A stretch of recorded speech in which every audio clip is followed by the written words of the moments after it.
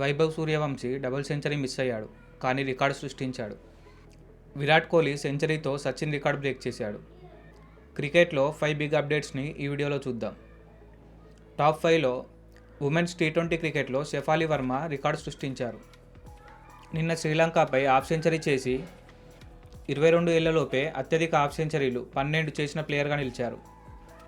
Top 4లో Vijay Hazare ట్రోఫీలో first డేనే players అందరూ సెంచరీలతో మూత మోగించారు. ఇవాళ ఏకంగా 22 మంది ప్లేయర్స్ సెంచరీ చేశారు. టాప్ 3లో విజయ్ హజారే ట్రోఫీలో బీహార్ తరపున ఆడుతున్న సూర్యవంశీ 84 బాల్స్లో 190 రన్స్ చేసి అవుట్ అయ్యాడు.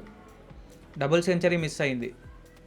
విజయ్ హజారే ట్రోఫీ హిస్టరీలో అతి తక్కువ వయసులో సెంచరీ చేసిన ప్లేయర్గా నిలిచాడు. టాప్ 2లో విజయ్ హజారే ట్రోఫీలో ముంబై తరపున ఆడుతున్న రోహిత్ శర్మ సెంచరీతో చెలరేగాడు. సిక్కింతో జరుగుతున్న మ్యాచ్లో 61 బంతుల్లోనే సెంచరీ చేశాడు. ఇక టాప్ 1లో విజయ్ హజారే ట్రోఫీలో చెలరేగిన విరాట్ కోహ్లీ కొత్త రికార్డు సృష్టించాడు. ఆంధ్రప్రదేశ్పై 83 బాల్స్లోనే సెంచరీ చేశాడు. దీంతో ఫస్ట్ క్లాస్ క్రికెట్లో 16,000 రన్ చేసిన రెండో ఇండియన్గా కోహ్లీ నిలిచారు. సచిన్ 391 ఇన్నింగ్స్లో చేస్తే విరాట్ కోహ్లీ మాత్రం 330 ఇన్నింగ్స్లోనే మైల్ స్టోన్ రీచ్ అయ్యి రికార్డు సృష్టించాడు.